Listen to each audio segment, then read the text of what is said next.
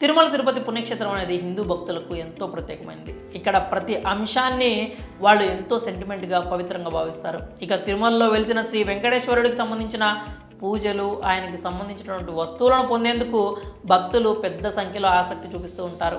ఈ క్రమంలోనే భక్తుల మనోభావాలు, ఇతర అంశాలను పరిగణలోకి తీసుకుంటూ టీటీడీ కీలక నిర్ణయాలు తీసుకుంటోంది. తాజాగా ఓ విషయంలో తిరుమల తిరుపతి దేవస్థానం బోర్డు కీలక నిర్ణయం తీసుకుంది. ఇది శ్రీవారి మహిళా భక్తులకు శుభవార్త అనే చెప్పాలి.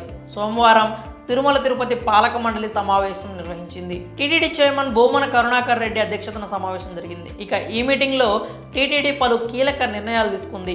5,141.74 కోట్లతో టీటీడీ వార్షిక బడ్జెట్ను ఆమోద ముద్ర వేసింది. ఇదే సమయంలో హిందూ ధార్మిక ప్రచారంలో భాగంగా బంగారు మంగళసూత్రాలు, లక్ష్మీ కాసులను భక్తులకు విక్రయించాలని టీటీడీ నిర్ణయించింది. బంగారు డాలర్ల తరహాలో శ్రీవారి పాదాల చెంత ఉంచిన మంగళ సూత్రాలను భక్తులకు అందుబాటులోకి తీసుకొస్తామని టీటీడీ చైర్మన్ వెల్లడించారు.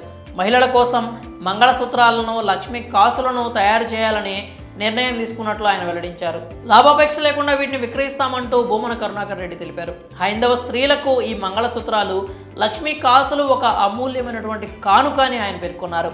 ఇదే సమయంలో మరికొన్ని ఇతర అంశాలపై టీటీడీ కీలక నిర్ణయం తీసుకుంది. టీటీడీ ఉద్యోగుల ఇళ్ల స్థలాల్లో గ్రావెల్ రోడ్డు నిర్మాణానికి ఆమోదం పడింది. అదేవిధంగా లడ్డూల ట్రేను మోసే కార్మికుల వేతనాలు 15,000 అదనంగా పెంచుతూ నిర్ణయం తీసుకుంది. అలాగే వేద పాఠశాలల్లో 51 మంది సంభావన గురువులకు జీతం 34,000 నుంచి 54,000కు పెంచుతూ నిర్ణయం తీసుకున్నారు. టీటీడీ ఆధ్వర్యంలో నడుస్తున్న 60 దేవాలయాల్లో పనిచేసేందుకు నూతనంగా పోస్టుల మంజూరుకు ప్రభుత్వానికి ప్రతిపాదనలు పంపామని తెలియజేశారు. ఇక ఈ సమావేశంలో స్విమ్స్ ఆసుపత్రిలో 300 పడకల నుంచి 1,200 పడకల పెంపునకు 148 కోట్లతో టెండర్కి టీటీడీ పాలక మండలి ఆమోదం తెలిపింది. సప్తగిరి సత్రాల్లో అభివృద్ధి పనులకు 2.5 కోట్లు కేటాయించారు. ఎస్ఎంసీతో పాటు పలు కాలేజీల ఆధునికీకరణకు 10 కోట్లు విడుదల చేశారు. అన్నమయ్య భవన అభివృద్ధికి 1,47,00,000 కేటాయించారు. 30 కోట్లతో గోగర్భం నుంచి ఆకాశ గంగ వరకు 4 వరుసల నిర్మాణాలు చేపట్టాలని నిర్ణయం తీసుకున్నారు.